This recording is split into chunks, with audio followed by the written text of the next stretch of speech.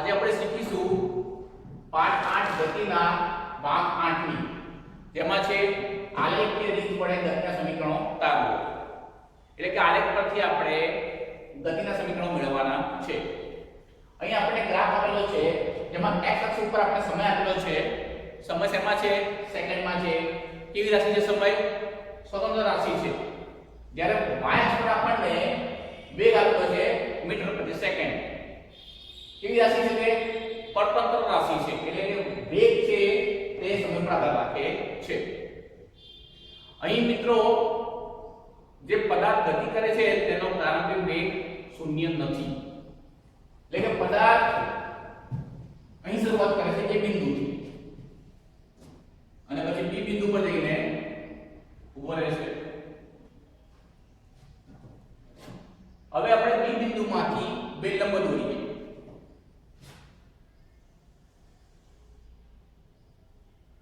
x અક્ષને લંબ દોર્યો, જે આપણે નામ આપી દીધું છે c.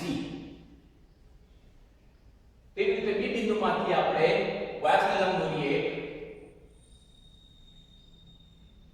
જે નામ આપીએ આપણે e. તેવી રીતે આપણે BC પર લંબ દોરીએ એ બિંદુમાંથી. અહીં આપણે નામ આપીશું D. બરોબર છે વિદ્યાર્થી મિત્રો? હવે પદાર્થનો જે પ્રારંભિક વેગ છે આપણે u લીધો છે અહીંયા. બરોબર છે? તો આલેખ પરથી આપણે શું લખી શકીએ? u બરાબર 0 થી, એટલે કે ઉગમ બિંદુથી એક બિંદુ પર પહોંચવા માટેનો પ્રારંભિક વેગ કેટલો છે? u. એટલે કે આટલો ભાગ છે u છે. એટલે કે OA બરાબર u. અને એ જો મિત્રો આટલી જેટલી લંબાઈ છે એટલી લંબાઈ એ BC ની છે, એટલે કે u બરાબર BC લખી શકીએ.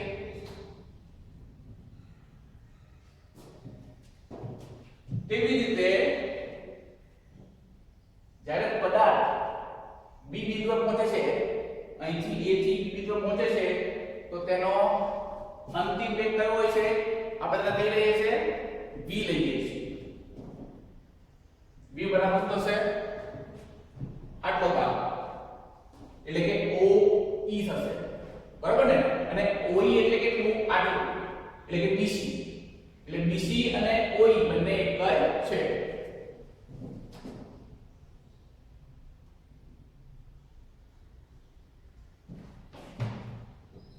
પદાર્થને એક બિંદુ પરથી બી બિંદુ પર કેટલો સમય લાગે છે? t સમય લાગે છે. t એટલે કેટલો? આટલો ભાગ. અને અહીંથી અહીંયા પહોંચવા માટે તેને t સમય લાગે છે. એટલે કે એ બિંદુથી તેને બી બિંદુ પર, એટલે કે અહીંયા સુધી પહોંચવા માટે તેને કેટલો લાગે છે? t સમય. એટલે કે આટલો શું છે? t. એટલે કે OC બરાબર t.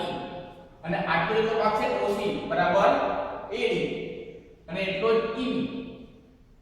તો અહીં આપણે t બરાબર લખીશું OC.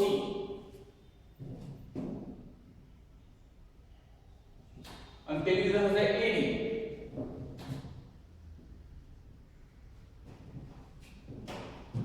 અહીં પદાર્થનો પ્રવેગ લઈશું આપણે A.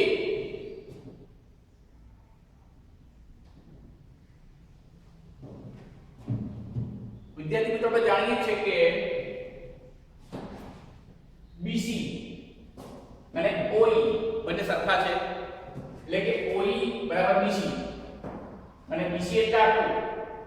એટલે BC બરાબર લખી શકીએ કે BD વત્તા BC.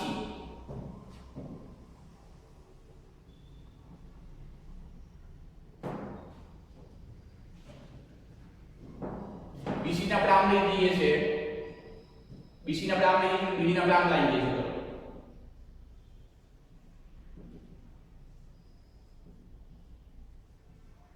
થશે આમ. BD ને આપણે આમ લઈ ગયા, વત્તા છે તો છે, અને DC છે એને આપણે આમ લઈ લઈશું. એટલે કે BD બરાબર આમ આવશે એટલે શું છે? BC minus DC.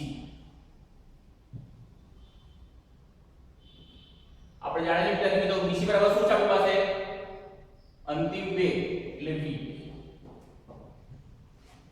DC બરાબર શું આપણી પાસે u અને BD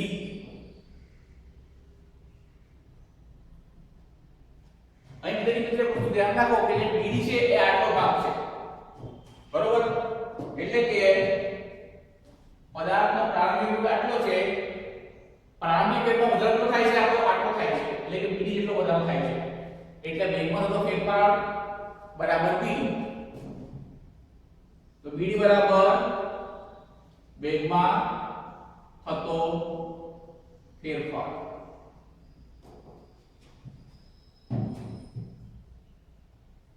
હવે આલેખ પરથી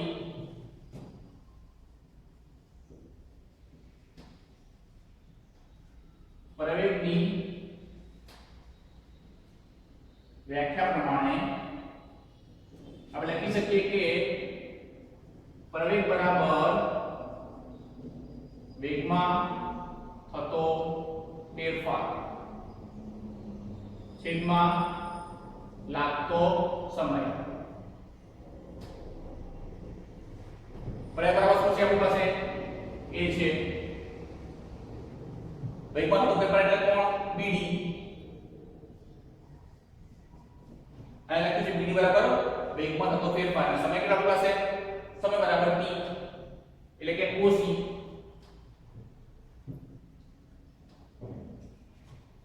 તો આપણે આ કિંમત મૂકી દઈએ છીએ BD છેદમાં t એટલે કે આપણે t ને આમ લઈ જઈએ તો અહીંથી અહીંયા આવે એટલે BD બરાબર થશે AT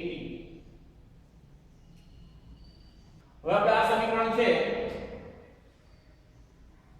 તેના નામ BD 1 અને નામ આપણે B 2 તો સમીકરણ 1 અને 2 પરથી શું મળે આપણને AT બરાબર V - U આપણે માઈનસ u છે તે નામ લઈ જઈએ અને આપણે નામ લઈ જઈએ તો u બરાબર V AT આ છે આપણું સમીકરણ પહેલું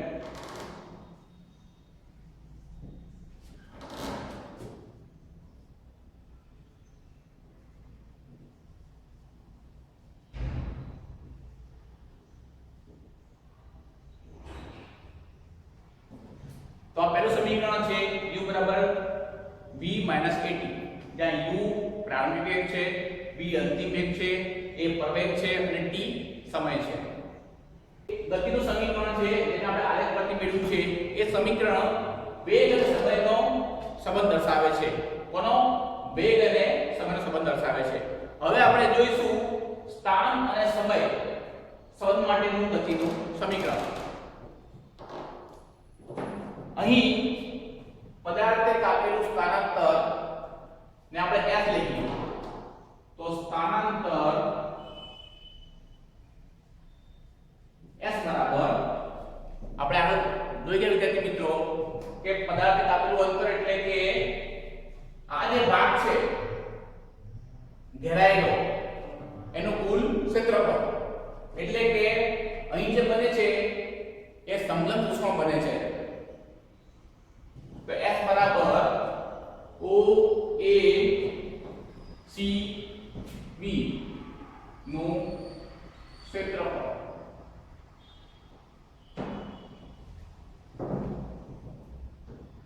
અહીં ઘેરાયેલો ભાગ એટલે કયો આ ભાગ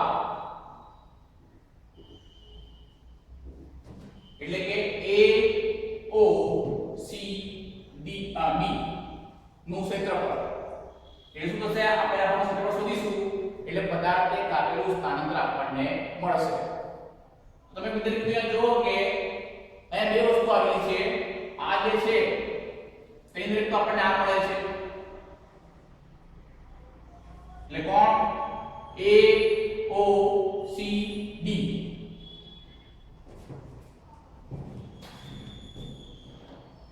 અને AOCD કોણ છે? લંબચોરસ છે. તો લંબચોરસ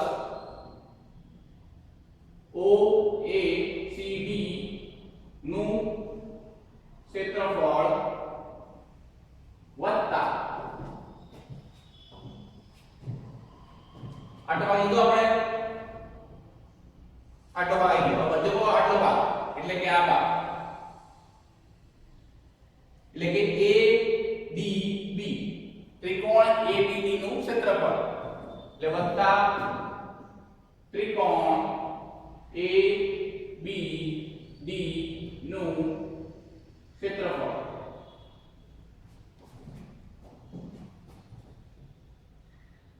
એટલે કે વિદ્યાર્થી મિત્રો આપણે આનું ક્ષેત્રફળ અને આનું ક્ષેત્રફળ શોધીએ એટલે આપણને આખા ભાગ જે ઘેરાયેલો છે તે ક્ષેત્રફળ મળી જશે, એટલે કે આપણે સ્થાનાંતર મળી જશે.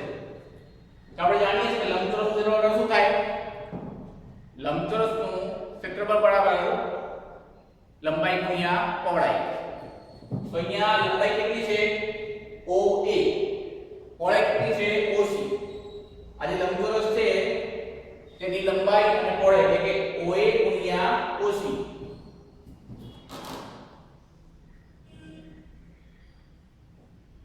વત્તા ત્રિકોણનું ક્ષેત્રફળ શું થાય? 1/2 પાયો અને પાયા પરનો વેધ, એટલે એ શું છે? 1/2 એ પાયો કયો છે? AD અને વેધ કયો થશે? PD.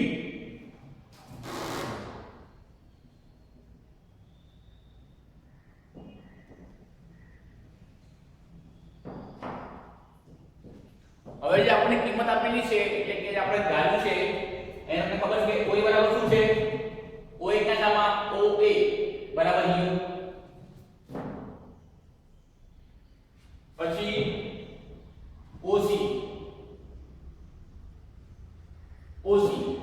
OC બરાબર શું છે? અહીંયા OC એટલે T વત્તા 1/2 ગુણ્યા AD કોણ છે? અહીંયા AD બરાબર T.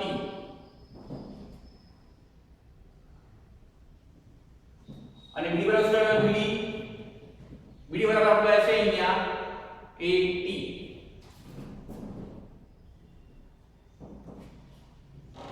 એટલે શું થશે અહીંયા મિત્રો? S બરાબર UT વત્તા 1/2 આ T એક છે અને બીજો T આવી ગયો એટલે AT સ્ક્વેર.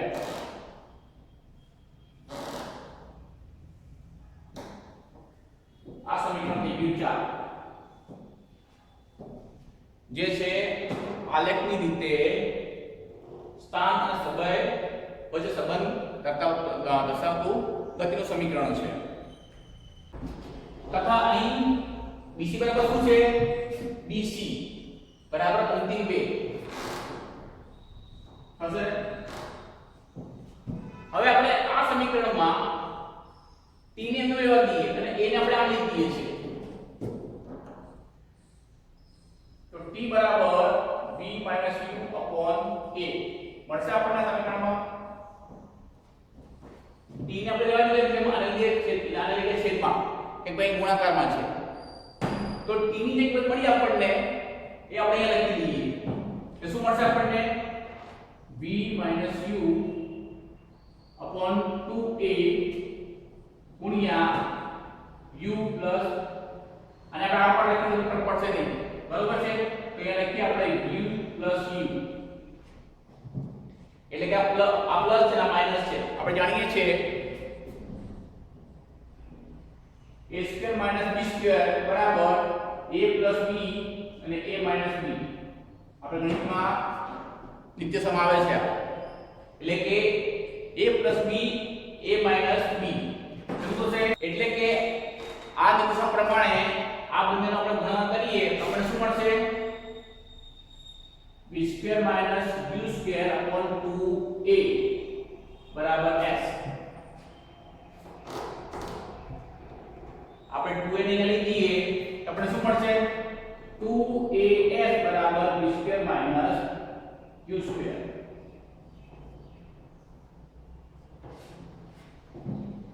આ સમીકરણ છે 5મું.